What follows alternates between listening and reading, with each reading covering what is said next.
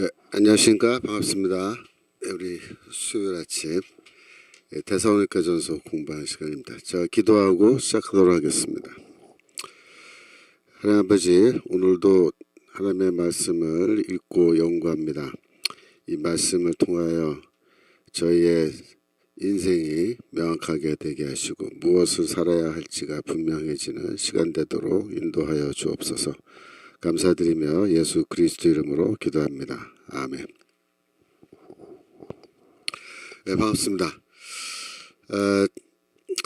오늘이 상당히 또 중요한 날이죠. 오늘 오후에 트럼프 대통령이 이제 우리나라 방문하고 이재명이하고 경주에서 이제 회담을 한다 그러는데 점심 때부터 시작해서 이제 뭐 저녁 때까지 계속 이제 이어지는 그런 회담이 될 것 같아요. 그래서 과연 이 회담에서 무슨 말이 오고 갈 것인지, 지금 그동안에 지지부진했던 무역협정이 어떻게 결말이 날 것인지 정말 다들 큰 관심을 갖고 기다리고 있는데, 하여튼 오늘 오후에 어떤 일이 벌어질지 한번 두고 보겠습니다. 뭐 제가 보기에는 트럼프가 이제 한국에 이렇게까지 와서 두 번째로 이제 이재명이 만나는데, 지금 이재명이가 약속 지키지 않고 지금 무역협정 이렇게 지지부진한 상태에 있는 건데, 여기에 대해서 조금 더 압박을 하지 않을까 저는 그렇게 추측을 해요. 그래서 압박을 해서 좀 더 이 사람들을 좀 괴롭힐 것으로 그리고 트럼프가 사실 궁극적으로 원하는 게 뭐냐, 거기에 대해서는 지금 뭐 다들 설왕설래 하는데, 저는 개인적으로 어떻게 생각하냐면, 이제 트럼프가 한국이 3,600억 달러의 돈을 지불할 수 있는 그런 현금으로, 또 능력이 없다는 거는 다 알잖아요.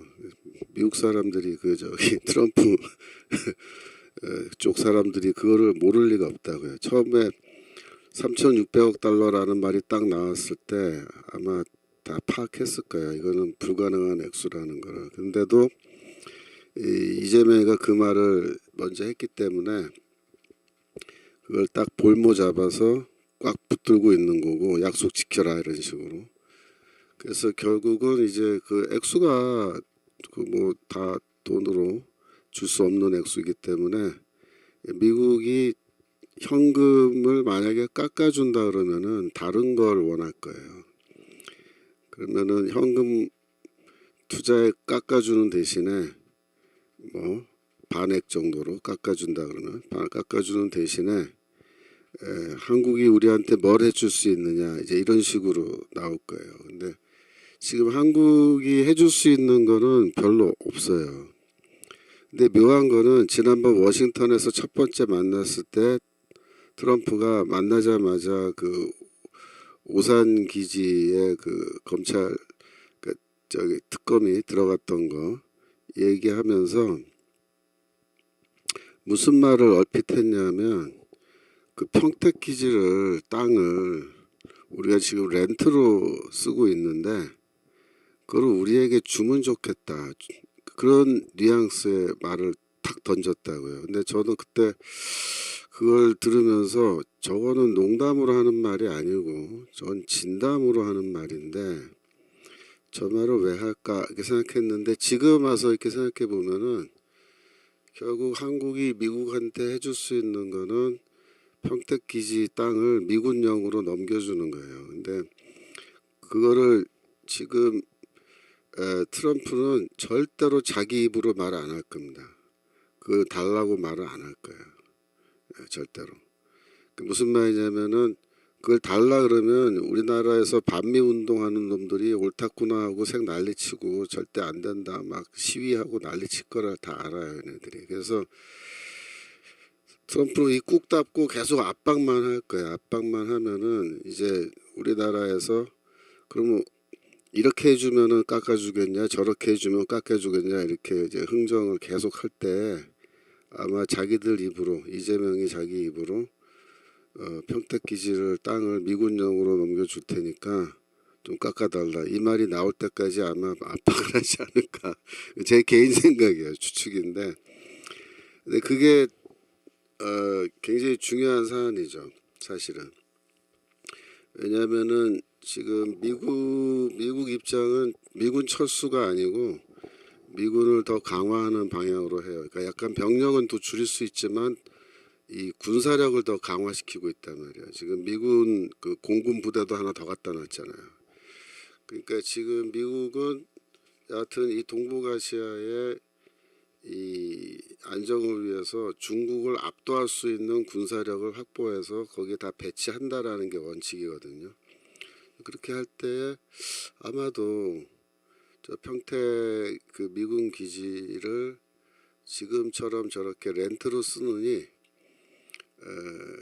아예 달라고 이렇게 하는 건데 그게 굉장히 지정학적으로 중요한 의미가 있죠. 왜냐하면은 그 미군령이 되면 그 미국 땅이에요. 진짜. 그러면 중국이 거기다가 뭐 예를 들어서 공격을 했다. 평택에 있는 미군 기지에 공격을 했다. 그러면요 그 미국 본토에 공격한 게 돼요. 그러면 난리가 나는 거예요.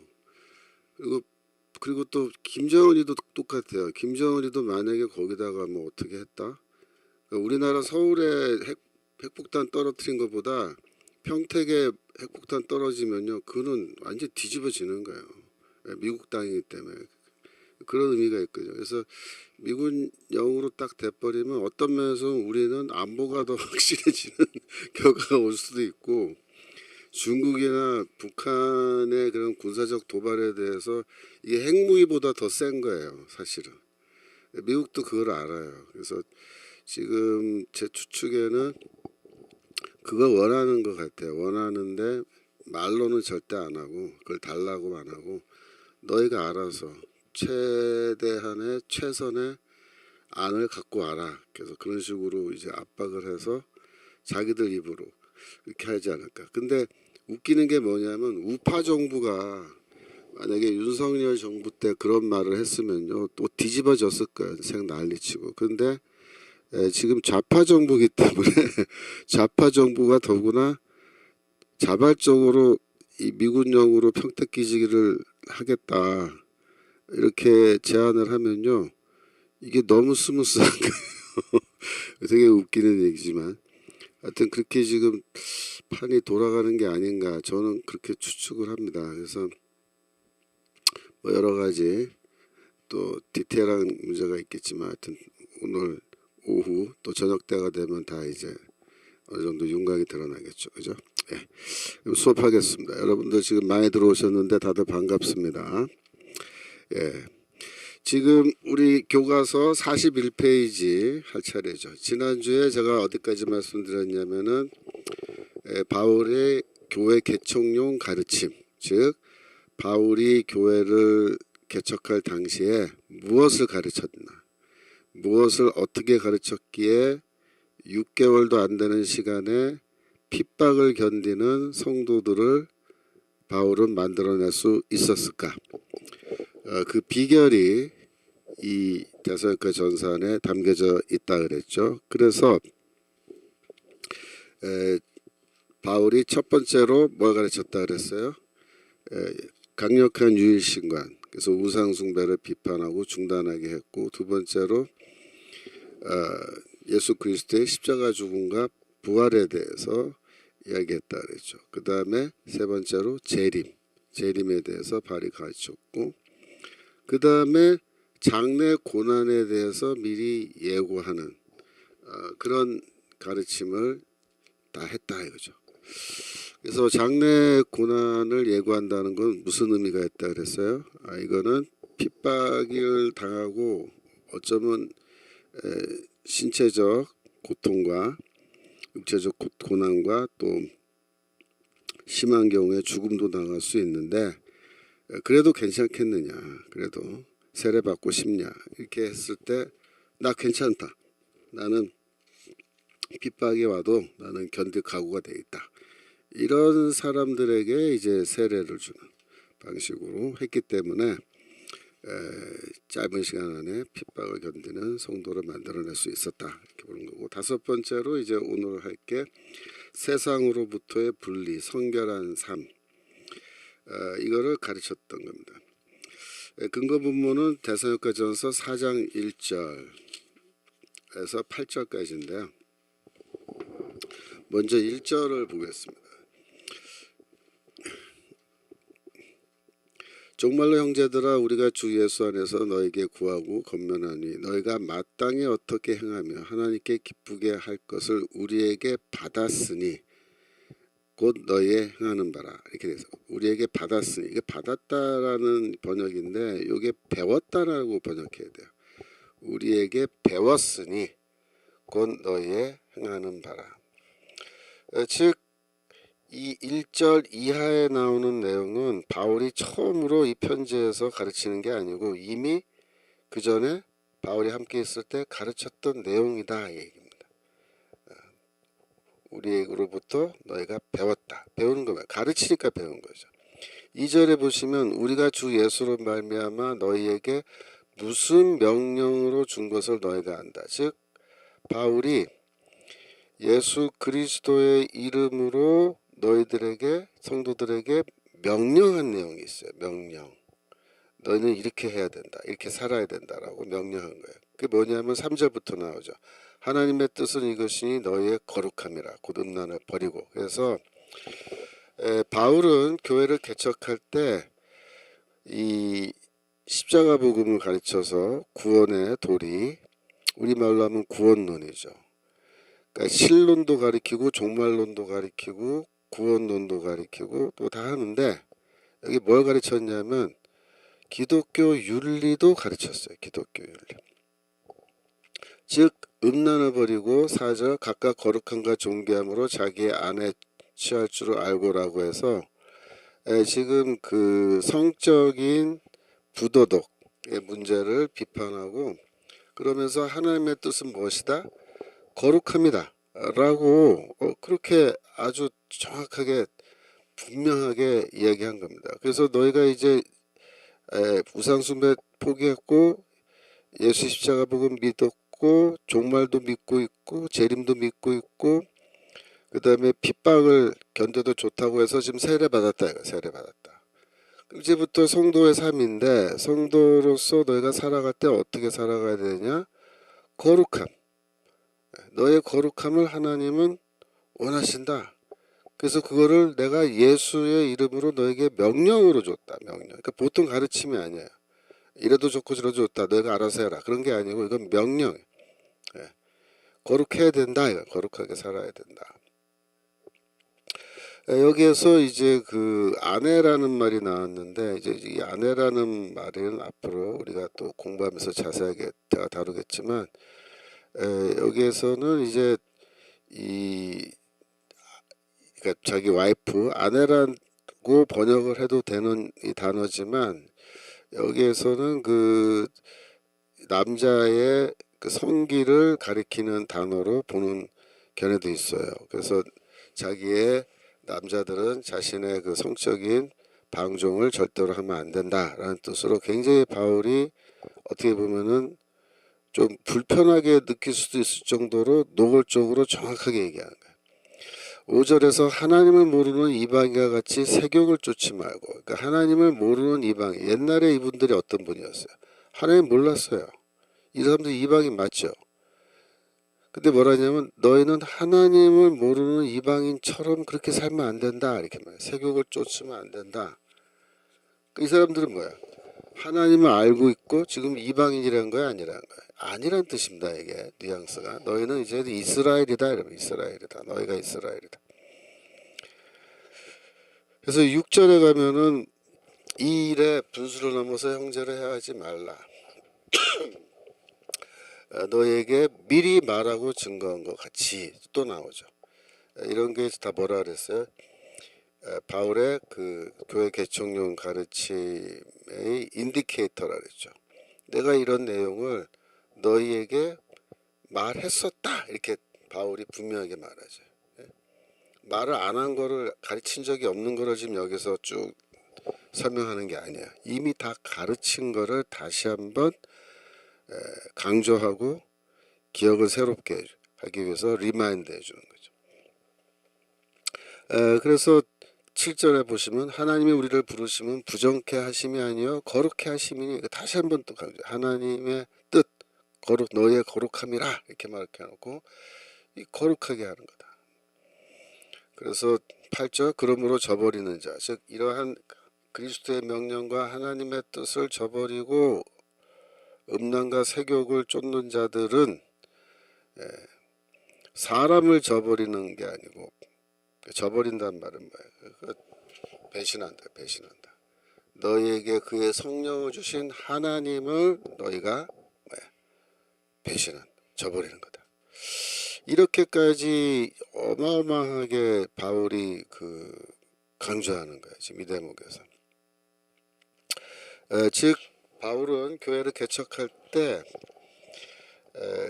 하나님의 뜻이 무엇이냐, 즉 너희가 이제 세례받고 주의 백성이 된 이후에 살아가는 삶에서 너희가 어떤 점에 주안점을 두고 너희 삶을 잘 이렇게 컨트롤해야 되느냐라고 할 때 그건 거룩합니다.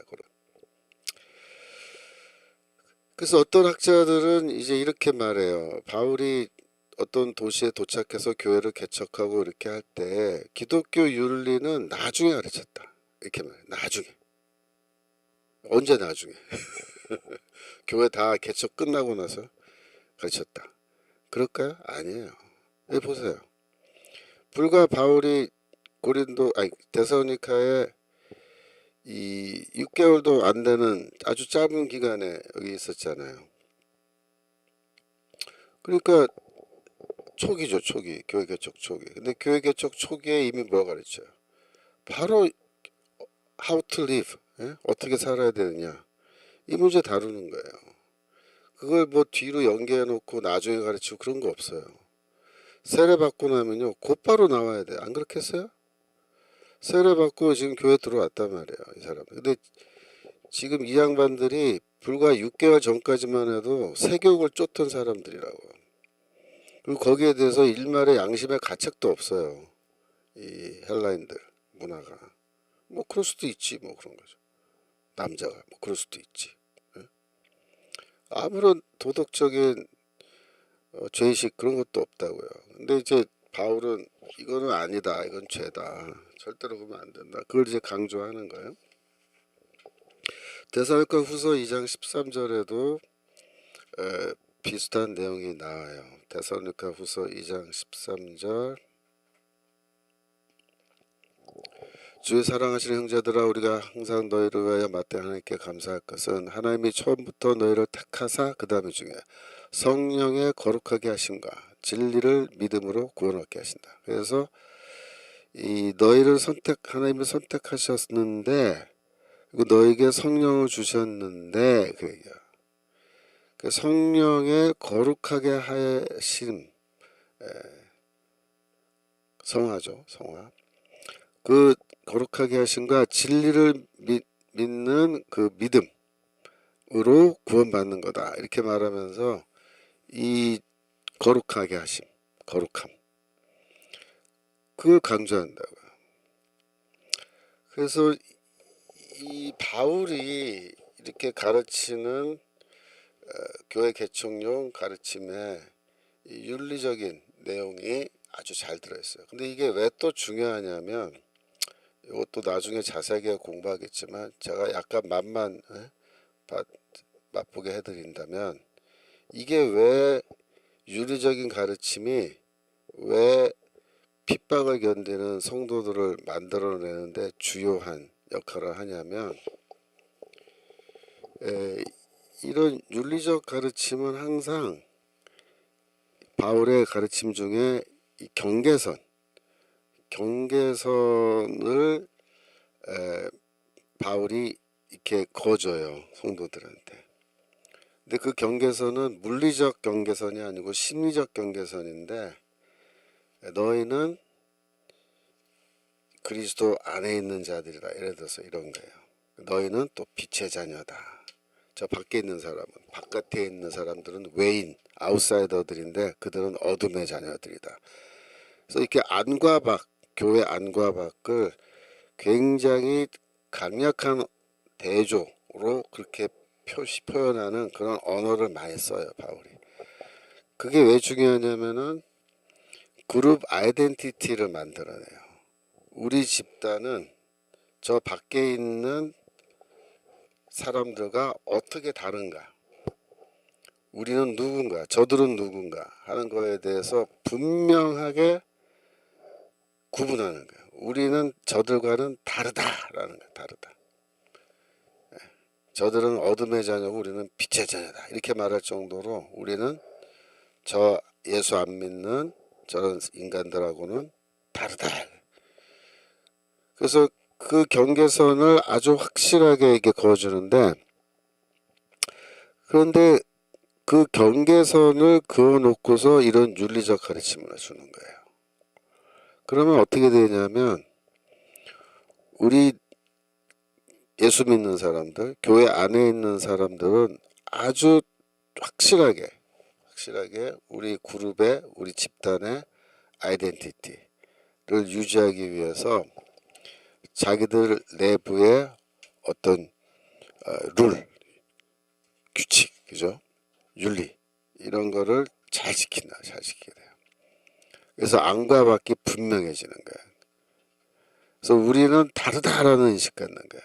이게 나는 이제 과거에는 저들과 똑같은 인간들이었는데 나는 이제는 더 이상 저 인간들하고는 나는 다르다.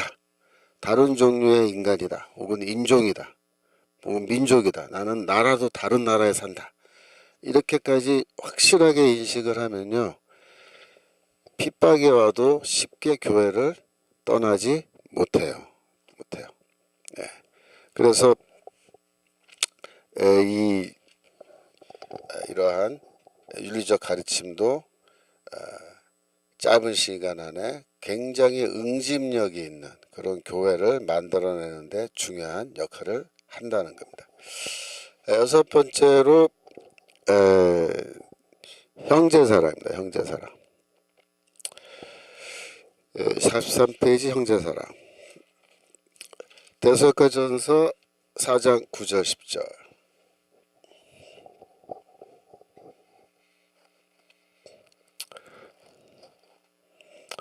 제가 마이크에 입을 더 가까이 대고 얘기할게요.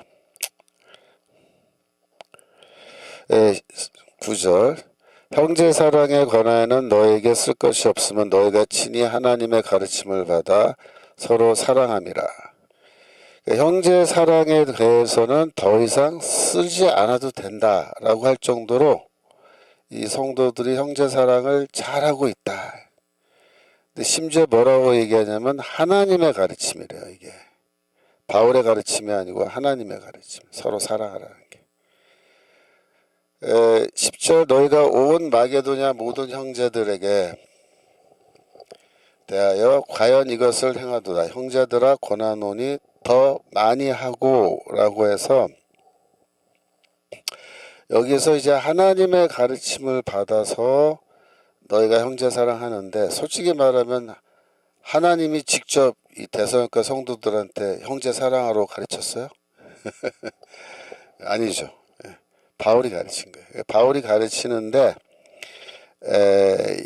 이거를 바울이 하나님의 가르침으로 바울이 가르쳤으니까 이게 하나님의 가르침을 받아 이렇게 말할 수 있는 건데 원래는 바울이 가르친 거죠. 그렇죠? 그래서 바울이 형제 사랑을 가르쳤다 이렇게 보실 수 있는데 이 형제 사랑에 대해서는 여러분들이 좀 깊이 생각을 한번 해보셔야 돼요. 이 형제 사랑이 왜 핍박을 견디는 그런 교회를 만드는데 중요한 역할을 했을까? 그죠? 자, 생각해 보세요. 또 간단하게만 설명하고 지나갈게요. 나중에 더 자세하게 설명을 될 테니까. 원래 이 복음이란 거는요, 온 가족이 그 당시에 온 가족이 다 한꺼번에 세례받고 이 복음을 받아들이지 않는 한 나 혼자 집안에서 나 혼자 복음을 받아들이고 믿으면요 가정에서도 핍박받아요. 이 가장이 복음을 받아들이면요 보통 그런 경우에는 온 가족이 함께 믿고 세례받아요. 근데 가장이 안 믿고 와이프가 자기 혼자 믿는다든지 자녀가 복음을 믿는다든지 노예가 믿는다든지 그러면요 핍박받아요. 핍박받아요. 어느 정도의 핍박을 받느냐, 그 집에서 물론 같이 살지만 그 집안에서 거의 그 왕따 당하고 이렇게 될 정도로 핍박받는 거예요. 그래서 내가 우리 집안 뭐 우리 부모 우리 형제 자매 친척들 다 안 믿는데 나 혼자만 예수 믿었다. 그럼 어떻게 될 것 같아요? 기존의 가족 관계가 다 파괴가 됩니다.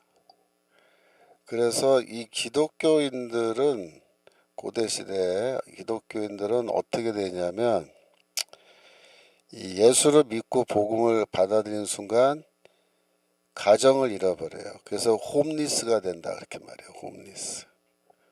뭐 거지가 된다 그런 뜻보다도 가족 관계가 다 파괴돼서 형제자매도 등 돌리고 부모 자식들도 나에게 등을 돌리는 그런 관계. 그래서 그런 사람들이 모여서 교회를 구성하는 거예요. 그럼 교회라는 곳은 어떤 곳이냐? 복음 때문에 가족관계가 그러니까 혈연을 기초로 한 가족관계를 다 잃어버린 사람들끼리 모여서 그죠? 교회에서 모여서 그 사람들끼리 새로운 가정을 만드는 거예요. 그게 교회예요. 그래서 형제 자매 이런 말을 쓰잖아요. 이게 원래 가족관계에서 쓰는 말이거든요. 근데 교회에서는 가족관계에서 쓰는 이 호칭을 그대로 써요. 왜 그럴까요? 예. 교회는 하나의 가정으로 그렇게 세워지기 때문입니다. 그래서 내가 이제 예수 믿고 이 교회에 나왔는데 내 형제자매 부모 자식들은 다 나에게 등을 돌렸고 나를 더 이상 사랑하지도 않아요. 그죠? 내가 그들로부터 받았던 사랑, 복음 때문에 다 잃어버린 거예요. 그래서 이제 교회 와서 앉아 있는데 이 교회 안에서 나랑 다 비슷한 사람들이야. 상황은 이 사람들이 모여서 여기 앉아 있는데 분위기가 싸하고 냉랭하고 그 안에 내가 예배 왔다 갔는데 내가 뭐 왔다 갔는지 아무도 관심도 갖지 않고 그런다고 생각해 봐요. 그러면 핍박이 오면요, 아이씨, 안 그래도 나 가족으로부터 사랑도 다 이제 잃어버리고 이랬는데 교회라고 가보니 뭐 분위기 썰렁하고 나한테 뭐 인사말 한마디 제대로 왔냐 갔냐 인사하는 사람도 없는데 핍박까지 내가 당해? 내가 이런 교회 왜 다녀야 되지? 다시 돌아가 버린다고요. 그 가족에게로 배교하고. 그죠? 그런데 만약에 이 형제끼리 사랑하는 교회에서 형제끼리 사랑하는 이 형제 사랑이 너무나 뜨거워서 교회 와서 이렇게 앉아서 신앙생활 하는데 내가 혈연을 기초로 한 나의 원래 가족에게서 받았던 사랑보다 내가 여기 교회에서 다른 성도들과 함께 나누는 사랑이 훨씬 더 뜨겁고 크다. 예를 들어서 그러면 여러분 같으면은 그런 교회를 핍박 좀 받는다고 핍박 좀 받았다고 그런 교회를 버리고 떠날 수 있겠어요? 그게 아니라고요. 그래서 교회가 이 핍박을 견디는 교회가 되려면요. 그 안에서 성도들끼리죠. 성도들끼리 사랑을 나누는데 가족 관계에서 나누던 사랑보다 더 깊고 뜨거운 사랑을 나눠야 되는 거예요. 그러면 어떻게 된다? 핍박을 견디는 교회가 될 수 있다. 원래 교회를 무너뜨리는 거는요, 외부의 핍박 때문에 교회가 잘 무너지지 않습니다. 원래 교회라는 건 좀 특이해요. 핍박을 하면 더 세져요. 근데 교회는 왜 무너져요? 내부 갈등 때문에 무너지는 거예요. 대부분의 교회가. 그렇지 않아요? 교회가 왜 무너져요? 내부에 쌈박질하다가 다 무너지는 거예요. 그래서 교회를 무너뜨리는 제일 좋은 방법은 외부 핍박이 아니에요. 그러니까 사탄의 입장에서도 교회를 뭐 무너뜨리기 위해서 정치적 무슨 종교적 탄압을 한다. 그거 잘 안 먹힌다는 거 다 알아요, 사탄도. 근데 어떻게 하면은 가장 효과적으로 무너뜨린다? 예, 그 쌈박질하게 만들면 교회 안에서 서로. 그러면 내부적으로 우르르 무너지는 거예요. 근데 그걸 안 무너뜨리는 게 뭐냐면 형제사랑이에요, 형제사랑.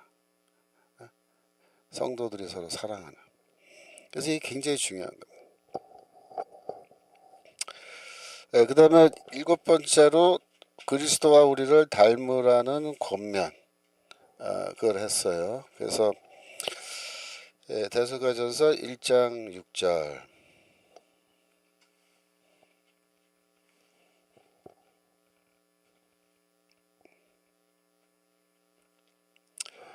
또 너희는 많은 환난 가운데 성령의 기쁨으로 도를 받아 우리와 주를 본받는 자 되었으리. 여기에서 이 우리와 주를 본받는 자가 되었다라고 말할 때 이게 6개월도 안 된 사람들인데 어떻게 주를 본받았다고 혹은 바울을 본받았다고 이렇게 바울이 선언을 해버리냐 하면은 이 그리스도를 본받고 바울을 본받는 거는요 다른 의미가 아니에요. 바로 뭐냐면 고난을 견디는 걸 말하는 거예요. 고난을 견디는 거. 핍박이 왔을 때 그 핍박을 잘 견디고 고난을 끝까지 인내하고 잘 참고 이겨내면 믿음을 지키면 그거를 바울이 뭐라고 얘기하냐면 너는 그리스도를 본받았다 이렇게 얘기하는 거예요. 지금 이 교회가 그렇게 된 거예요. 너희는 우리와 주를 본받은 사람들이 다 됐다 이렇게 말하잖아요. 그래서 바울이 평소에 이걸 가르친 거예요. 이것도 너희는 우리를 본받아야 된다. 그리스도를 본받아야 된다. 어떤 의미에서 그런 말 했겠어요? 핍박, 고난의 예고를 했잖아요. 그래서 세례 주기 전에 너 괜찮겠어? 고난 받아도 이렇게 했잖아요. 그런 다음에도 이제 그 사람들 세례 받고 또 예배 시간에 와서 앉아 있으면 또 그 얘기하는 거예요. 그리스도를 본받아야 된다. 나를 본받아라. 내가 지금까지 얼마나 많이 맞았냐.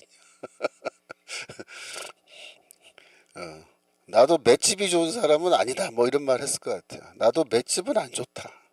하지만 내가 복음을 위해서 너희들에게 복음을 전하고 이 생명을 전하기 위해서 나도 그리스도가 십자가에서 당한 고난을 기억하면서 나도 이 고난을 견딘다. 그러니까 너희도 견뎌야 된다. 이렇게 얘기한 거죠. 데살로니가 후서 3장 7절.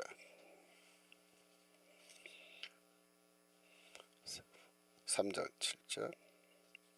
여기 보면 어떻게 우리를 본받아야 할 것을 너희가 스스로 안하니 우리가 너희 가운데서 규모 없이 행하지 아니마. 자, 너희가 어떻게 나를 본받아야 될지 잘 안다. 잘 안다.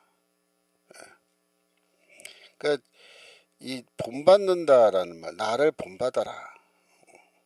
이런 말을 평소에 바울은 뭐 자주 한 거예요. 자주 한 거. 뭐 가끔 하는 게 아니고 자주. 9절 내려가면은 우리에게 권리가 없는 것이 아니요 오직 스스로 너에게 본을 주어 우리를 본받게 하려 함이니라. 계속 나오죠. 본받게 하는 거. 그러니까 교육은 그 여러 가지 교육 방법이 있는데 특별히 그 뭐랄까 생활교육이라 그래서 선생과 제자가 교육자와 피교육생이 함께 이렇게 먹고 자고 하면서 직접 그 선생이 하는 거를 이렇게 보고 그대로 따라하게 하는 그런 교육. 그런 교육이 상당히 효과적이죠, 그죠? 바울도 그런 교육 방법을 지금 여기서 채택해서 자꾸 보여주는 거예요. 본을 보여준다. example. 예. 너희들이 이런 상황에선 이렇게 해야 된다. 라고 본을 보여주는 거예요. 그래서 그걸 자꾸 반복해서 보여줌으로 성도들이 아, 나도 저렇게 해야겠구나. 라고 깨닫게 되는 거죠. 그래서 이러한 아주 친밀한 가까운 방식의 교육, 그죠? 그걸 통해서 고난을 견뎌야 된다. 라고 이제 가르쳤는데 그것 역시 핍박을 견디는 성도를 만들어내는데 도움을 줬겠죠. 그다음에 마지막 8번째로 자신의 삶을 스스로 책임지는 노동 그런 겁니다.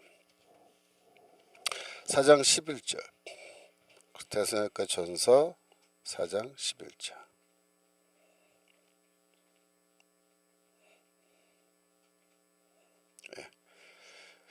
또 너에게 명한 것 같이 종용하여 자기 일을 하고 너희 손으로 일하기를 힘쓰라. 그죠? 즉 바울은 자기 일을 하고 손으로 일하기를 힘써야 된다라는 말을 평소에 가르쳤던 거예요. 그러니까 너에게 명한 것 같이라는 말이 그거예요. 이런 게 다 인디케이터죠. 뭘 인디케이터, 뭘 지시하는 거예요. 이게 바울이 교회 개척할 때 이런 내용을 가르쳤다라는 걸 보여주는 그런 말이란 말이에요. 너에게 명한 것 같이. 그래서 바울은 이 성도들에게 자기 삶을 스스로 책임질 것을 생계를 유지하기 위해서 뭐 남한테 가서 빌붙어 가지고 막 이렇게 하는 거 그런 거 안 된다 이거예요. 너희가 일해서 자기 스스로 직업을 가지고 일을 해서 너희가 먹고 살아야 된다. 12절 이는 외인을 대하여 단정히 행하고 또한 아무 궁핍함이 없게 하려 함이라 해서 그래야 궁핍함이 없는 거죠. 일을 해서. 또 2장 9절 4일 전 2장 9절 거기도 보면은 바울이 자기가 노동한 얘기를 해요. 형제들아 우리의 수고와 애쓴 것을 너희가 기억하리니 너희 아무에게도 누를 끼치지 아니하려고 밤과 낮으로 일하면서 너에게 하나님의 복음을 전파하였노라. 그러니까 바울이 자비랑 선교했는데 왜 자비랑을 했느냐 여러 가지 이유가 있어요. 제가 이 책에 다 자세하게 분석해 놨습니다. 나중에 다 공부할 텐데 기본적으로 자비랑을 한 그 이유 중요한 이유 중에 하나가 뭐냐면 본을 보여주는 거예요. 본을 성도들에게. 그래서 나도 사도인데 나도 일해서 내 밥 내가 벌어서 먹고 산다. 내가 아무에게도 누를 끼치지 않는다 그 말이야. 내 생계를 위해서 누구한테 이렇게 기대고 뭐 나 먹여 살려라 그러면서 막 들어눕고 그런 거 없다 이거. 내 밥 먹을 건 내가 일해서 내가 벌어서 해결한다 이렇게 하는데 이게 사실 이 오늘날에도 그렇고 그때도 그렇고 이런 근로윤리가 중요한 거죠. 그 시대는 그 44페이지입니다. 헬라 사회에 후원자 피후원자 관계라는 게 있었어요. 페트론 앤 클라이언트 릴레이션십. 그래서 이게 헬라 문화인데요. 헬라인들의 문화에서 귀족들은 상류층들은 후원자가 되고 하류층은 피후원자가 돼서 이 관계가 일단 맺어지면은 이 후원자가 피후원자의 생계를 도와주는 그런 시스템이에요. 그러니까 이게 그 당시에는 일종의 사회보장제도와 같은 기능을 해줬어요. 즉 대산울가 같은 도시는 항구 도시고, 항구 도시는 배짐을 올리고 내려야 되기 때문에 유휴 노동력이 필요하다 그랬죠. 그래서 이 노동력이 많이 필요한데 겨울에는 배가 다니기 때문에 그때는 일거리가 없는 거예요. 그러면 그런 사람들은 겨울 되면은 직업이 없잖아요. 일거리가 없어요. 생계 유지가 안 되죠. 그럼 어떻게 하면 좋죠? 굶어 죽어요? 그 겨울 내내? 그렇지 않다고요. 그래서 이런 사람들은 평소에 뭘 만들어 놓냐면 자기 페이트론, 후원자를 만들어 놓는 거예요. 그 후원자 만드는 방법은요, 뭐 그렇게 어렵지 않아요. 내가 이제 어떤 사람을 탁 찍어서 내가 저 사람의 피후원자가 되고 싶다. 그러면요, 아침 일찍 일어나서 그 집 문 앞에 가서 딱 기다리는 거예요. 그 상류층 후원자 될 사람이 출근하는 그 시간에 딱 맞춰서 기다리고 있는 거예요. 그래서 거기 또 줄 서서 기다리는 사람들이 있어요. 또 그러면은 문 열고 나오면은 안녕하십니까 그러면서 좋은 아침 되십시오. 인사드립니다. 뭐 이렇게 매일같이.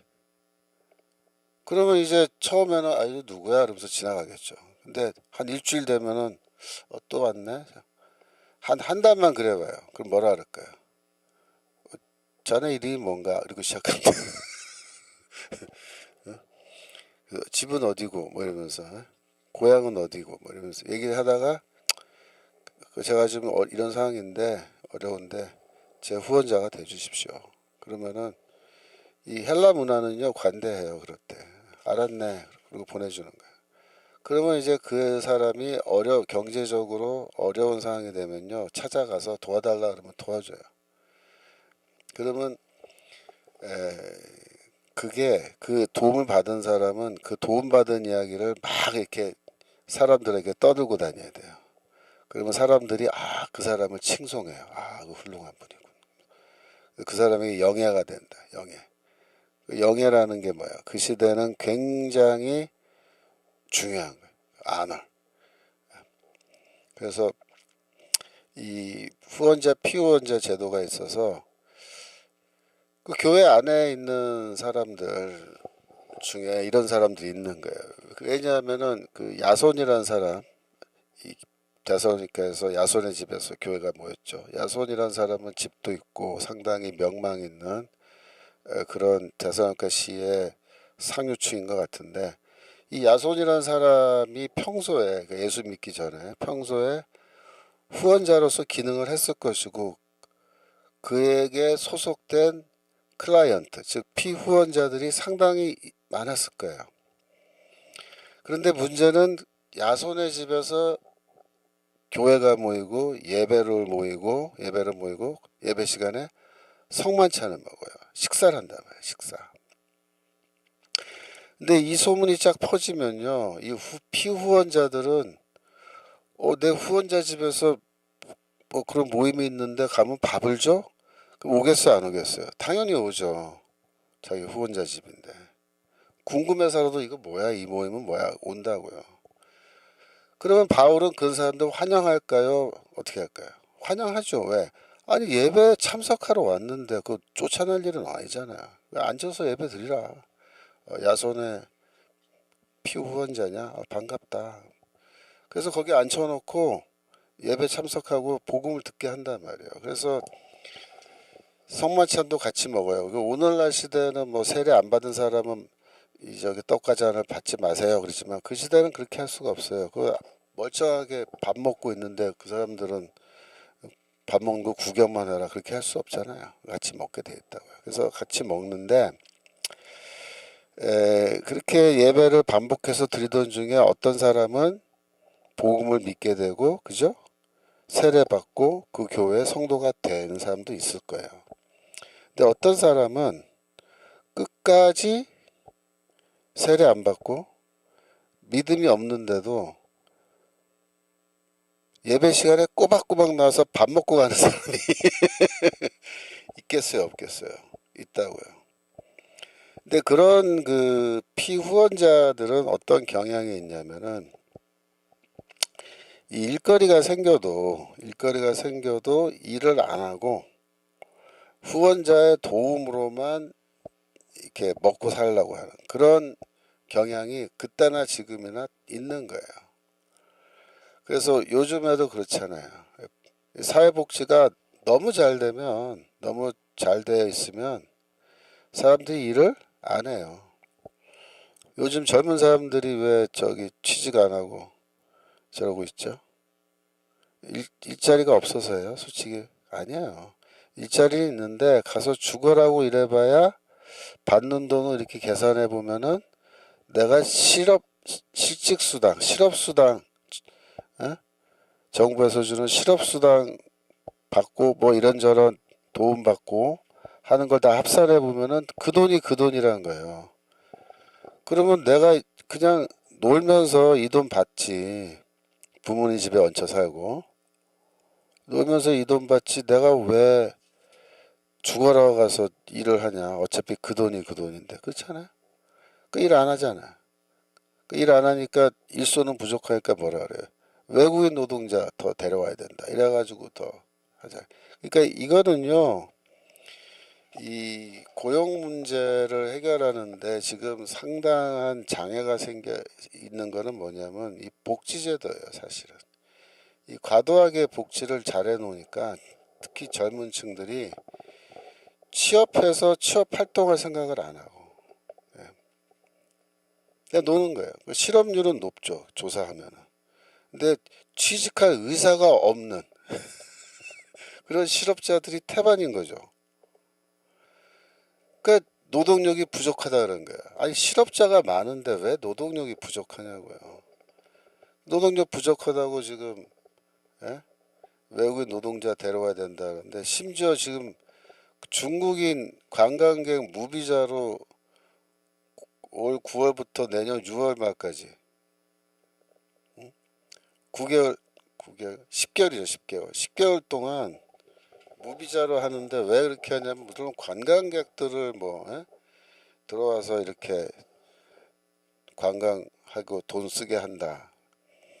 그것도 있지만 지금 뭐가 문제냐면 10개월이면요 와서 취업을 할 수 있어요.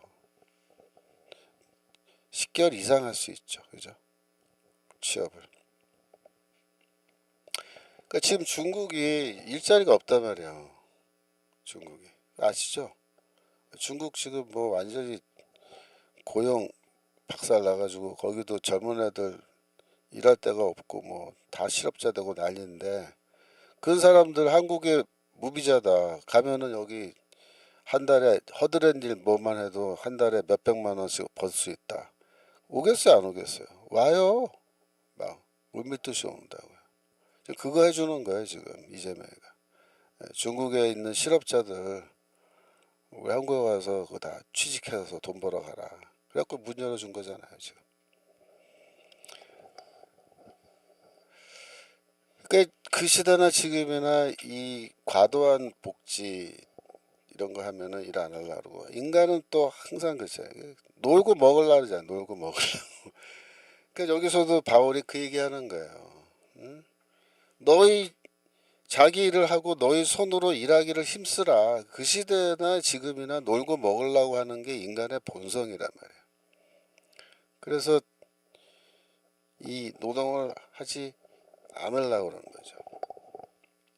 데살로니가 후서 3장 9절 10절 3장 10절 우리가 너희와 함께 있을 때에도 너에게 명령하기를 가르쳤다는 뜻이죠. 누구든지 일하기 싫어하거든 먹지도 말게 하라. 먹지도 말게 하라는 거는 이건 뭐 무슨 뜻이냐. 그 사람이 집에서 밥 먹고 있는데 쳐들어가서 숟가락 뺏으라는 거냐. 그게 아니고 이거는 성만찬에 참여하지 못하게 하라 그런 얘기예요. 바울은 이 처음에는 이 피후원자들이 야손의 피후원자들이 와서 이렇게 예배 참여하는 것을 환영하고 그들을 향해서 복음을 전하고 이렇게 노력을 하는데 상당 기간이 지났는데도 믿을 사람은 다 믿은 거죠. 세례받고. 상당 기간이 지났는데도 여전히 세례는 안 받고 일은 안 하고 예배 시간 되면은 개근하면서 예배 시간에 개근하면서 와서 밥만 먹고 가는 이런 사람들을 이제는 어떻게 한 거야? 아, 이제는 예배 참석 못하게 해야 된다. 그렇게 얘기한 거야. 최소한 예배 참석해서 성만찬 같이 먹고 싶으면 넌 뭐 해야 된다? 가서 너 일해야 된다. 취직해라. 그러니까 취직할 수 있는데도 취직하지 않고 야손의 도움을 받아서 나는 먹고 살아야겠다. 그렇게 하는 거는 안 된다는 거야. 안 된다는 거야. 근데 이게 뭐냐면은 근로윤리를 가르치는 거예요. 삶을 살아가는 방식을 가르치는 거고. 그러니까 네 삶은 네가 스스로 책임지고 스스로 살아가야 된다는 건데 이게 그 시대에도 그게 옳은 거예요. 그 시대에도. 우리 시대도 이게 사실 옳은 거죠. 그죠? 그러니까 시대가 뭐 2000년이라는 시간적 간격이 있지만 그때 옳은 게 지금도 옳은 거고. 그죠? 그때나 지금이나 인간은 자기가 스스로 일해서 노동해서 벌어먹고 사는 것이 맞는 거예요. 그런데 이제 이 우리나라 상황도 지금 그렇고 특별히 지금 이 사회주의를 계속 이제 전 국민들이 뭐 사회주의에 대해서 호감을 갖고 지지하고 막 사회주의적 정책, 예? 여당 야당 할 것 없이 서로 경쟁적으로 막 예? 그런 정책 만들고 막 그랬잖아요 지금까지. 근데 이렇게 해서 결국 뭘 하자는 거예요? 국가가 전 국민 먹여 살려주는 그런 나라를 만들자는 거 아니에요 지금. 그러니까 국가가 전 국민의 그 예? 삶 먹고 살고 집 문제까지 해서 이런 문제 다 해결해 주는 국가가 무슨 국가예요? 그게 공산국가예요. 공산국가. 그러니까 이 자본주의는 뭐냐면 국가가 너희를 먹여 살릴 책임이 없다라고 선언하는 게 자본주의예요. 자본주의는 네 인생은 네가 알아서 잘 살고 배고프면 취직해. 그게 이제 자본주의. 그래서 자본주의는 이 근로윤리, 삶을 살아가는 방식에 있어서 네가 네 스스로 네 인생을 개척하고 책임지는 그런 태도를 요구하는 건데 이게 뭐야? 이게 성경이 말한 거랑 똑같은 거예요. 그렇잖아요. 근데 죽으나 사나 나는 내 인생 내가 책임지기 싫다. 나를 낳은 부모한테 내 인생 책임져 달라 그렇게 하기에는 부모도 돈이 없어. 그럼 어떻게 하면 좋아요? 국가가 만병통치약이죠, 그죠? 모든 건 다 국가가 해주면 돼요. 국가가. 취직도 국가가 시켜줘야 되고, 그죠? 나중에는 결혼도 국가가 시켜달라 그럴지 모르겠어요. 집도 국가가 날 위해서 집을 지어줘야 돼요. 근데 여러분들 지금 이재명이가 보유세 만들려고 그러는 거 아세요? 지금? 부동산 전문가들은 지금 다 예상하고 있는데 결국은 이재명이가 부동산 대책이라 그래서 뭐 토지 이거 뭐야 저 살 때 허가제로 하고 토지를 사고 팔 때 허가제로 하고 뭐 이렇게 하는데 결국은 어디로 갈 거냐? 보유세로 간다. 보유세. 보유세는 대통령 선거 전에 이재명 공약이었어요. 대통령 선거 공약. 그러니까 선거 공약에 보유세 한다 그랬으니까 해야 되죠, 그죠? 할 거예요, 제가 보기에. 근데 보유세를 지금 몇 퍼센트로 하느냐 이제 그게 문제인데 지금 실거래가 기준으로 해서 몇 프로 딱 때려버리잖아요. 그러면 이제 난리 납니다. 예. 그 자기가 살고 있는 집 가격, 시장 가격이에요. 실거래가. 실거래가로 기준해서 뭐라 해서 3%다. 예? 그러면 어떻게 되겠어요? 1억이면은 3%면 1억이면은 1%가 얼마입니까? 100만 원인가? 그죠? 100만 원이죠. 1억에 1% 100만 원이죠. 3% 때리면 300만 원이죠. 1억에 1년에 300만 원. 그러면 5억짜리면은 얼마예요? 곱하기 5 하면 1,500만 원이죠. 1년에 세금 보유세 1,500만 원 3%. 예? 그렇지 않아요? 5억짜리면은 3%만 해도 1,500인데 그럼 한 달에 얼마예요? 100만 원이 넘어요.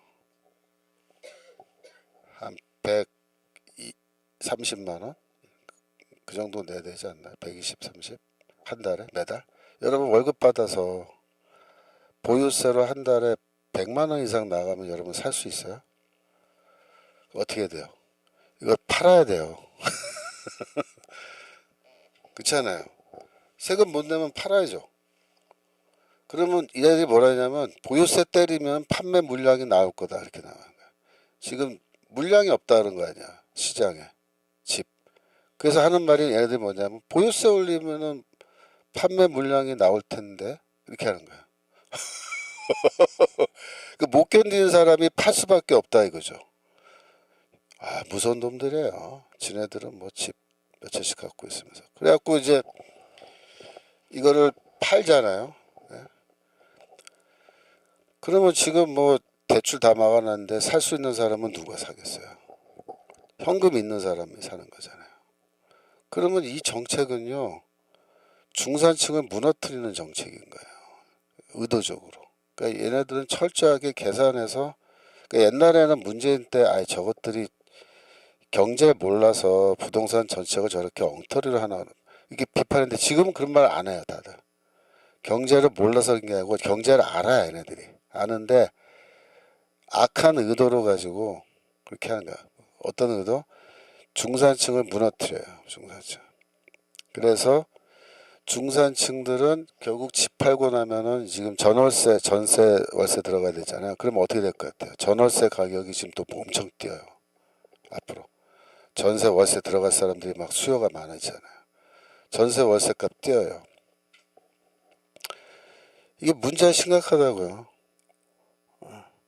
그래서 그 다음 단계가 뭐 같아요? 그 다음 단계가 뭐냐면 그러면 우리가 집 지어줄게. 우리 국가, 정부에서. 그래서 국가 지금 그 저기 주택공사 있죠. LH 주택공사 조직 개편한 거 아세요, 여러분? 어떻게 개편했냐면 개편안이 지금 부서를 나누는데 어떻게 나누냐면 짓는 부서가 있고 그 다음에 이거를 관리하는 부서가 있는데 관리 부서에 뭐가 있냐면 이거를 렌트를 줘가지고 렌트비 받아서 이거 저기 관리하는 그 부서를 지금 만드는 거예요. 그러니까 아예 방향을 정해진 거예요. 국가가 이제 집주인이 돼서 국민들 상대로 집 빌려주고 렌트비 받겠다는 거예요. 렌트비. 그래서 그 렌트비를 내고 살 수 있는 사람들을 많이 만들어내는 거예요. 지금 많이. 이게 미친놈들인데 지금 부동산 정책 하나만 봐도 완전히 공산주의 시스템으로 가려고 아예 작심을 하고 글로 지금 밀어붙이고 있는 거예요. 그러니까 보유세 이제 나오면 이제 시작입니다. 보유세. 그래서 지금 부동산 전문가들이 하는 말은 얘네들이 분명히 보유세를 지금 만지작 하고 있고 이거를 때릴 시점만 지금 딱 보고 있다. 그래서 어떤 부동산 전문가 뭐라 하냐면 보유세 때리면 들고 일어나야 됩니다. 더 이상 못 참습니다. 이제 들고 일어나야 됩니다. 준비하고 계십시오. 막 이렇게 말하는 사람도 있어요. 어이 진짜요. 그러니까 부동산 하는 애들이 그 정도로 지금 막 열받아서 할 정도면은 이거 심각한 거죠. 저는 뭐 부동산 전문가는 아니지만 그렇습니다. 보유세 이거는 하여튼 지금 심각합니다. 다시 돌아와서 그래서 이 문제는 뭐냐면 바울은 이렇게 말하는 거야. 이 사회 그러니까 헬라 사회에서도 원칙은 뭐냐면은 자기 손으로 일해서 자기가 일해서 자기가 벌어먹고 사는 게 이게 헬라인들의 스탠다드고 그것이 옳다라고 그렇게 이야기하고 있다라는 거예요. 그러므로 교회 안에 있는 너희들도 어떻게 해야 된다? 이 사회가 어떤 그 기준을 갖고 있고 노동윤리 이렇게 해야 된다고 이렇게 하는 것 이렇게 살아가는 것이 옳다라고 말하는데 복음도 또 그걸 지지한다. 그러니까 너희도 그렇게 하라 이거 하라. 그렇게 안 하는 놈들은 나가라 이거 나가라. 교회에서 나가라. 자기 생계 스스로 책임지지 않고 이렇게 하는 놈들은 나가라 이거 나가라. 그래서 이 노동윤리를 가르쳐요. 근데 이게 제가 나중에 또 더 자세하게 이야기하겠습니다만은 이 바울은 모든 교회에서 이렇게 가르쳤거든요. 그런데 데살로니카에 있을 때 빌립보 교회가 헌금 2번 갖다 줬다 얘기했죠. 헌금, 선교 헌금. 그러니까 내가 데살로니카에서 사역할 때 빌립보 성도들이 1번, 2번 나의 쓸 것을 갖다 주었다, 지원했다 그렇게 말하는데 이 빌립보 성도들은 고린도 후서에 이제 나오지만 그렇게 마케도냐 성도들은 부유한 성도들이 많지 않고 그들이 극심한 가난 속에서 이 헌금을 했다 그런 말 나오거든요. 볼까요 한번? 고린도 후서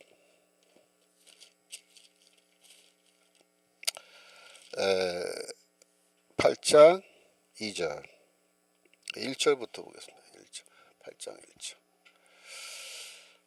고린도후서 8장 1절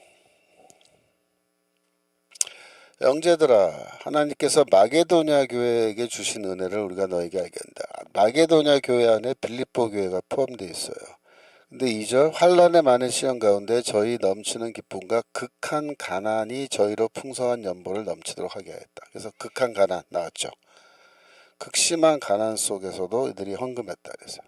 근데 어떻게 극심한 가난 속에서 헌금할 수 있을까요? 왜냐하면 이 모든 성도들이 자기 손으로 일을 하기 때문에 그래요. 놀지 않아요. 남에게 빌부터 살지도 않아요.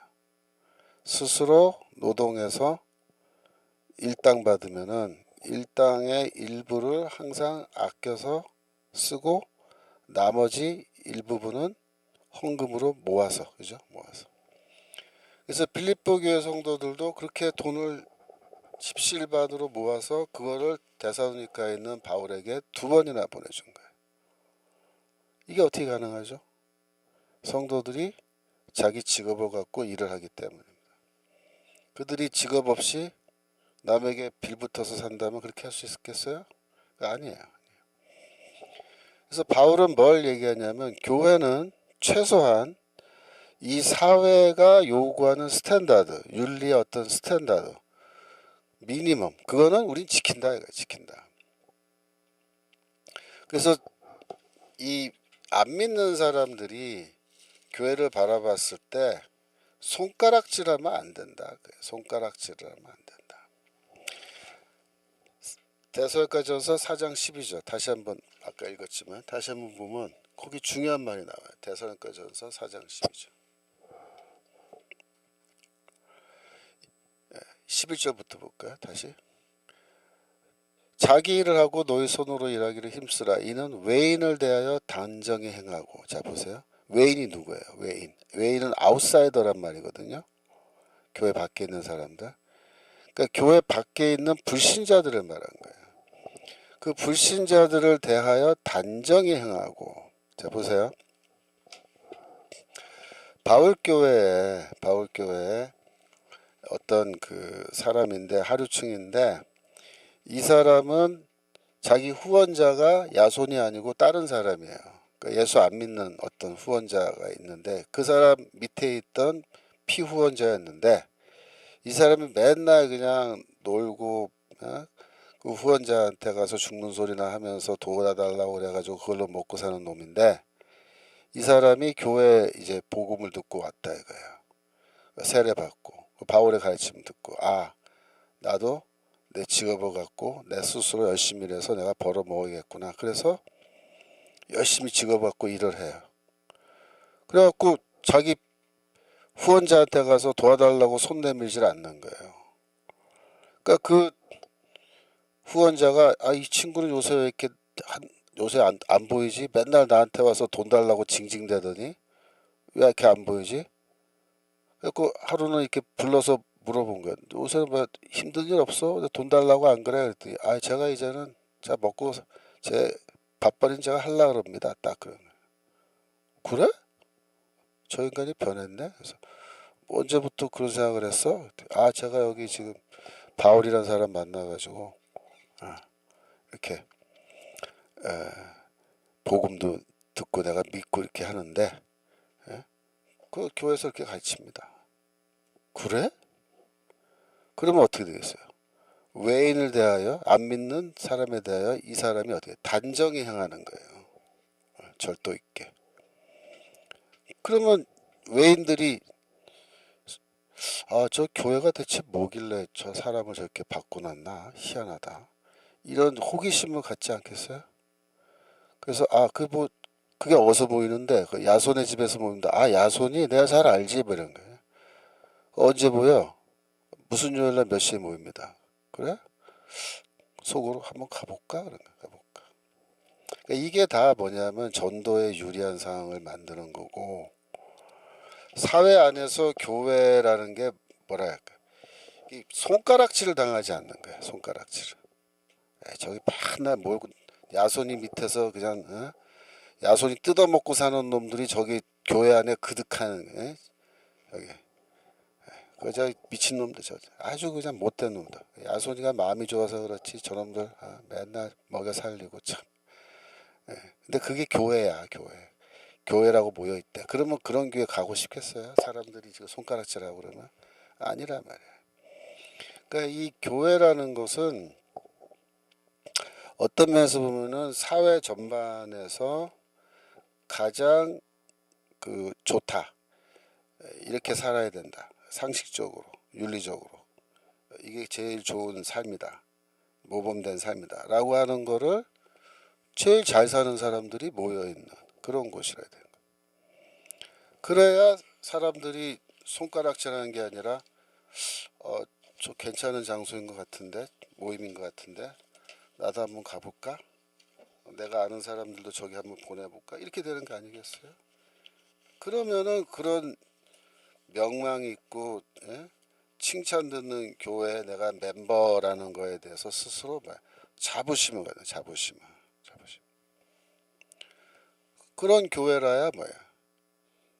내가 자부심을 가질 수 있는 교회라야 내가 이 교회를 안 떠나고 내 교회를 안 떠난다는 게 뭐예요? 핍박을 견디는 거예요. 그게 다. 그게 다 연결되는 거예요. 다 하나로. 아시겠죠? 지금 47페이지 10번입니다. 교회를 개척하는 목회자 바울. 자, 바울이라는 사람은 어떤 사람이냐? 여러분들이 바울은 뭐 신학자다. 신학자는 신학자죠. 근데 이제 보통 신학자가 아니고 이 사람은 목회를 하는 신학자예요. 뭐 어떤 목회를 하는 사람이냐? 그러니까 여기 뭐 지역 교회 여기서 목회하는 그런 목사님처럼 그런 목회를 하는 거냐? 그런 목회를 하진 않아요. 바울은 선교사다. 근데 선교사로 보기에는 또 좀 다른 점이 많아요. 좀 이따 말씀드리겠지만 선교사라고 보기에는 좀 어려운 면이 있어요. 제일 정확하게 바울을 묘사하는 건 뭐냐면 바울은 목회자인데 패스터인데 어떤 종류의 일을 하는 패스터냐면 처치 플랜팅을 하는 패스터예요. 그래서 바울은 누굽니까? 어떤 사람입니까? 라고 물으면요. 바울은 교회를 개척하는 목회자입니다. 이렇게 대답하면 제가 보기에 그게 정답이에요. 처치 플랜팅하는 패스터예요. 처치 플랜팅도 어떻게 하냐면 그 앞부분만 해요. 처치 플랜팅의 앞부분. 즉 건물로 치면은 기초공사만 해요. 기초공사. 바울이 고린도전서 3장. 고린도전서 3장에 가면은 바울이 뭐라고 얘기하냐면은 10절. 내가 지혜로운 건축자와 같이 터를 닦아두면 된다고요. 다른 이가 그 위에 세우나. 그러니까 나는 건물을 짓는다면은 건물을 끝까지 다 짓는 사람이 아니에요. 바울은 터만 닦아요. 기초공사. 다른 사람이 와서 그 위에 세운다. 그 말이죠. 그 다음에 6절. 나는 심었고 아볼로는 물을 주었으되 오직 하나님을 자라나게 했으니.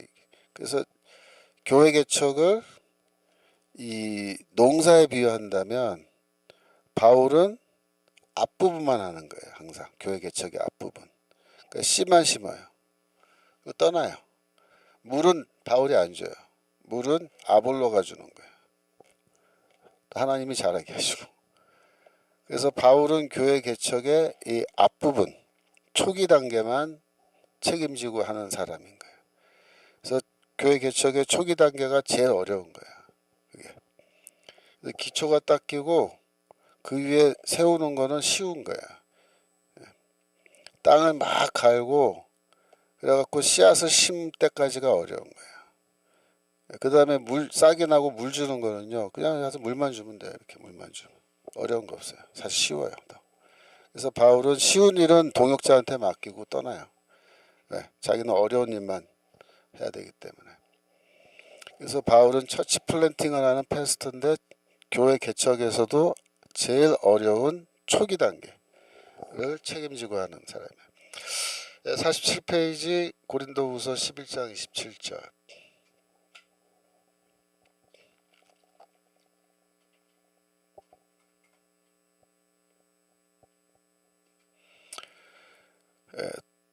또 수고하고 애쓰고 여러 번 자지 못하고 줄이며 목마르고 여러 번 굶고 춥고 헐벗었노라.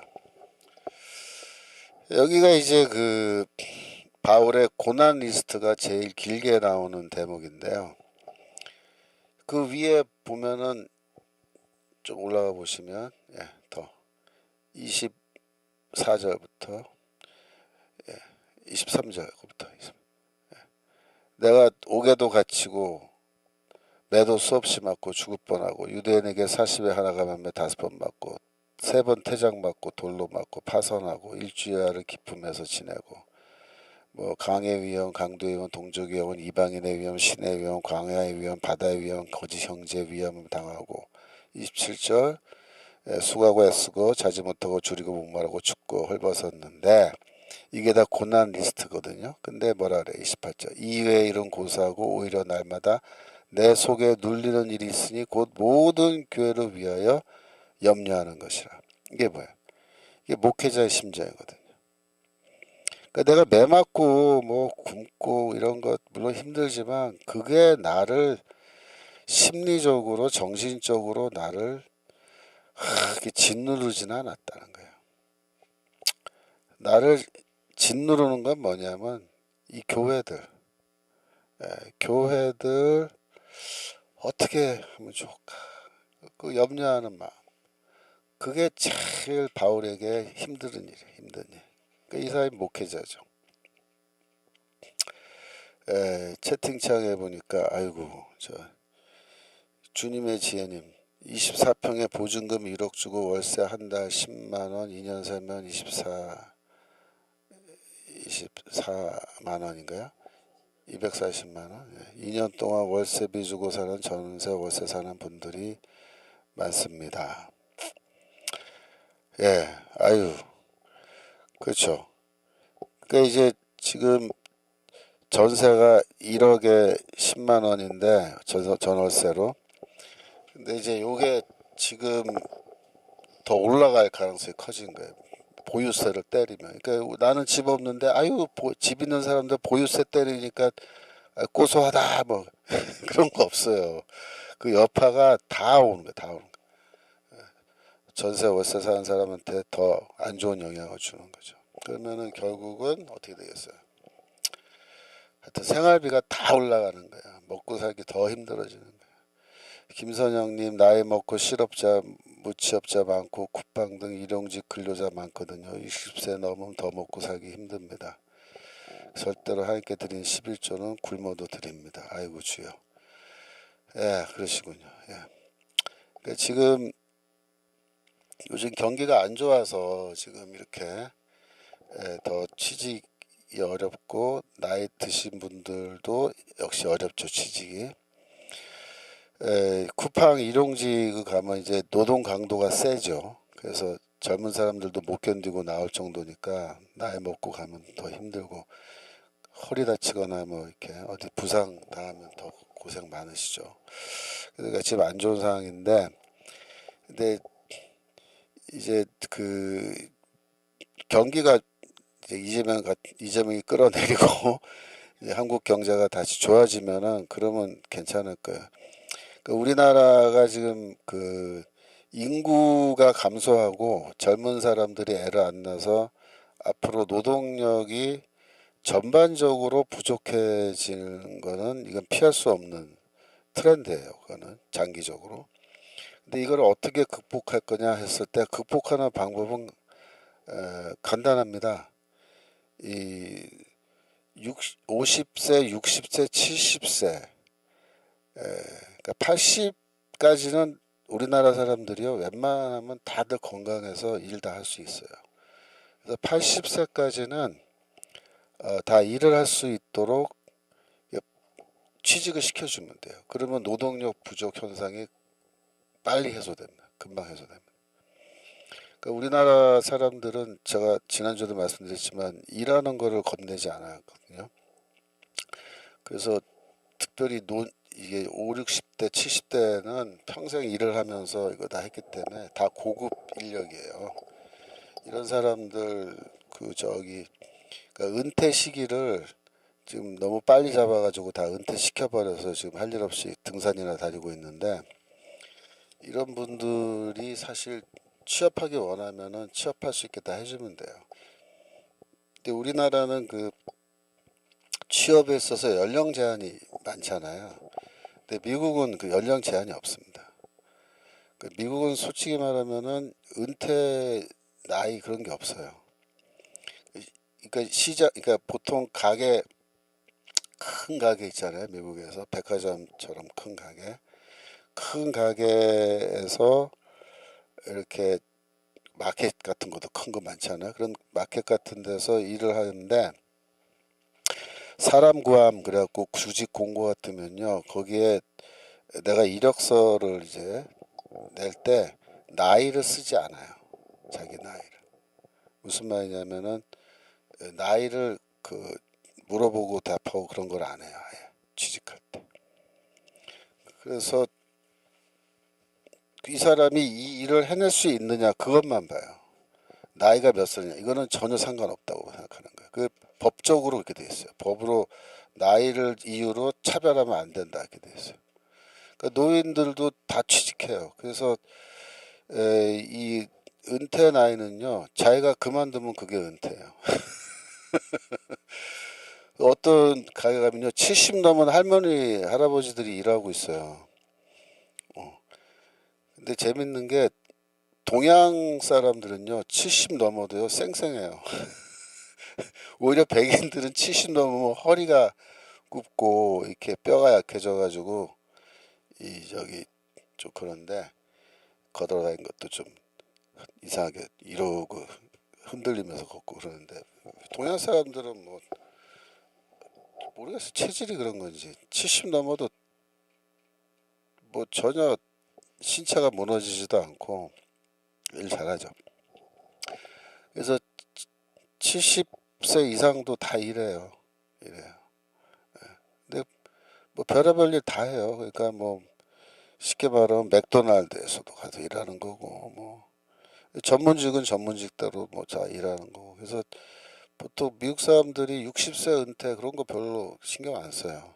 자기 직장은 이제 뭐 사무직 같은 거는 은퇴하지만 은퇴하면은 뭐 집에서 놀면 뭐 하냐 심심한데. 그러니까 나가서 다 일해요.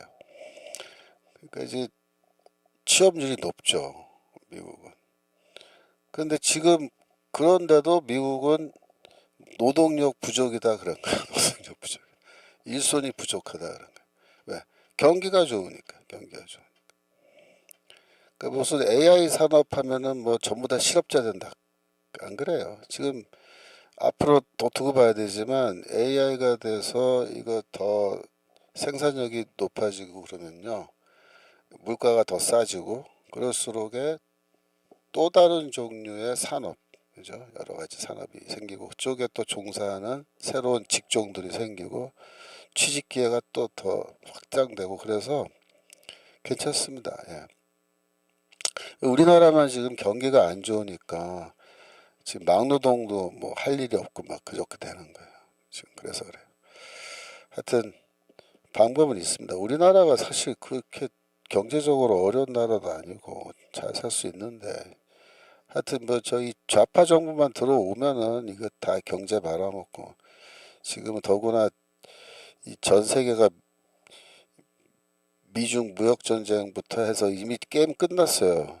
지금 중국은 끝났어요. 근데 미국이 이제 완성했거든요. 미국이 완성을 했는데도 미국 쪽에 줄을 안 서겠다 그러거든요. 그냥 죽겠다는 거야. 나는 죽겠다. 땅 파고 그냥 들어놓고 그냥 묻어달라 이거예요. 자기 무덤 파고 들어가는 거예요. 그러니까 이재명이한테 트럼프가 오늘 이제 만나면 제가 트럼프라면요. 내가 트럼프라면 말이 좀 이상하네. 내가 트럼프라면 이재명이한테 뭐 할 말이 별로 이렇게 많지는 않을 것 같아요. 너 어떻게 할래? 그런 거야. 너 생각이 뭐야? 얘기해봐. 어? 우리 미국은 지금 전 세계 다 정리 끝났어.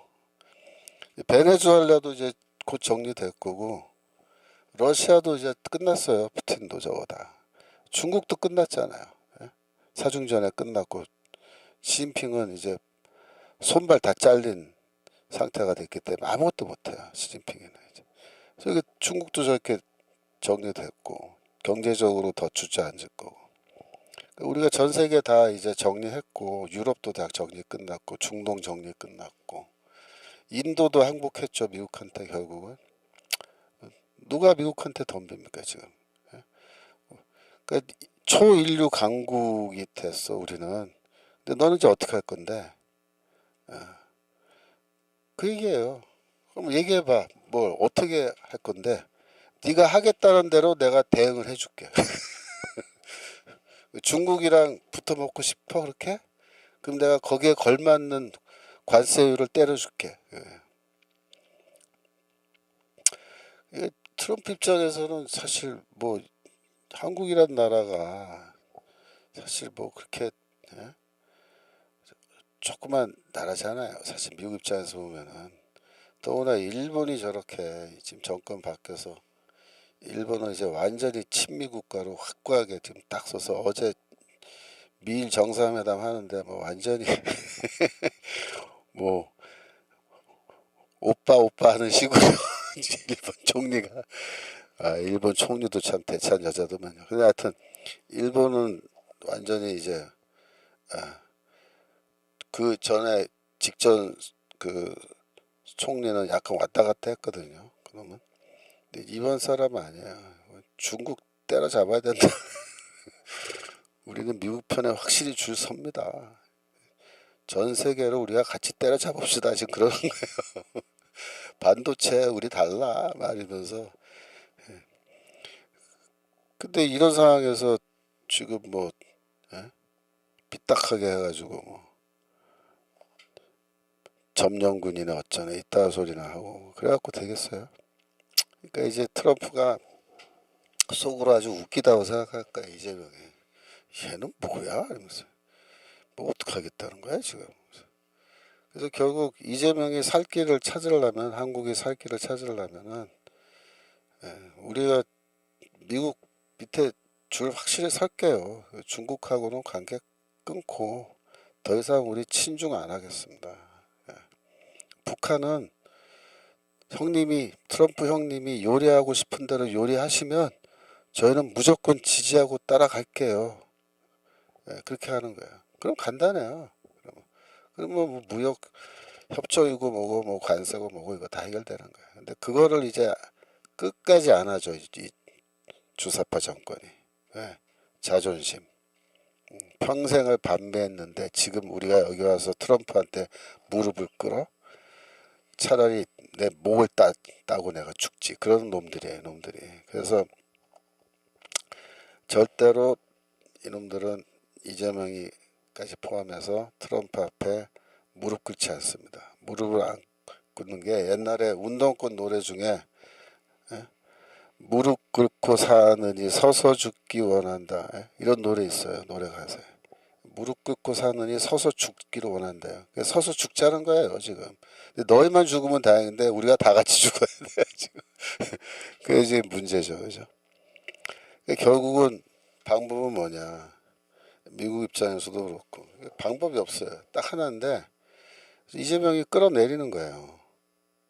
이재명이 저건 친미 정권으로 절대로 변신 불가능합니다. 죽었다 깨나도. 뼛속까지 반미였기 때문에 안 돼요. 그래서 미국도 알기 때문에 이제는 다 파악 끝났을 거고 저걸 어떻게 해야 되지? 이 상황에서 이렇게 저걸 어떻게 해야 되지? 저거를 트럼프가 끌어내릴 수도 없고 그죠? 그러니까 트럼프는 조건을 만들어주세요. 조건 만들어주는데 끌어내리는 건 누가 끌어야 돼? 우리가 끌어내려. 우리가. 근데 우리가 끌어내릴 때 1번 찍은 사람들이 앞장서야 돼요. 그놈들이 앞장서서 끌어내리면 우리는 뒤에서 같이 으쌰으쌰하면서 할 수 있는데 하여튼 두고 봅시다. 그래서 오늘 트럼프가 어떻게 이재명을 대할지 참 궁금하기도 한데 어차피 외교기 때문에 외교적인 언어를 쓰면서 이렇게 자기 의사를 표현할 거예요. 그래서 제가 보기에는 아주 노골적으로 직설적으로 공격적으로 트럼프가 이렇게 말을 할 거라고 저는 기대하지는 않는데 우회적인 형태로 그렇게 말할 거예요. 너 어떻게 하려고 그러냐 앞으로. 너의 속생각이 뭔지 얘기해 봐라. 그다음에 돈 3,600억 달러는 네가 갖고 온다 했으니까 가져오고 그다음에 뭐 액수를 낮추고 싶으면 뭐 제안을 좀 더 해보든지 뭐 그런 정도일까요. 너희들이 한번 제안을 해봐라. 어떻게 하면 우리가 돈을 낮춰줄 수 있을지. 그래서 이제 평택 미군 기지 그거를 땅을 미국령으로 넘겨주겠다는 말을 저놈들이 스스로 하게 만드는 건데 문제는 그것조차도 이 주사파들은 자존심 때문에 절대 못합니다. 트럼프가 그걸 원하지만 들어줄 수가 없어요. 왜냐하면 이 반미주의자들이 땅을 미국한테 그것도 미군한테 넘겨준다. 그거는 자기가 지금까지 살아온 인생을 다 부정하는 행위예요. 그래서 이재명이가 그렇게 한다 그러면은 이놈들은 이재명이 탄핵하자 그럴 놈들이에요. 끝까지 그 허락 안 할 겁니다. 이재명이한테. 그러니까 이재명이도 가운데 꼈죠. 이놈들은 주사파 본질은 절대로 안 된다 그럴 거고 씨도 안 먹히는 말을 꺼내봐야 이제 엄청나게 두들겨 맞을 거니까 지금 미국은 저걸 원한다는 거를 은근히 내비치고 있고 그거를 얘기하면은 관세를 확 낮춰줄 거는 가능한 것 같은데 그러면은 내가 대통령으로서 뭔가 한 건 할 수는 있는데 문제는 주사파 놈들이 나를 가만 안 놔둘 거다 이래버리면은 고민이 깊어요. 그러니까 이러지도 못하고 저러지도 못하고 그냥 엉거주춤 해가지고 트럼프만 보면은 그냥 도망 다니라고 정신없는 거죠. 그렇게 돼 있는 거죠. 그렇게 돼 있는. 자, 시간 다 됐죠. 그래서 다음 주부터는 이제 본격적으로 1장 1절부터 우리가 공부하도록 하겠고 10분간 쉬었다가 자유시장 경제론 또 공부하겠습니다. 감사합니다.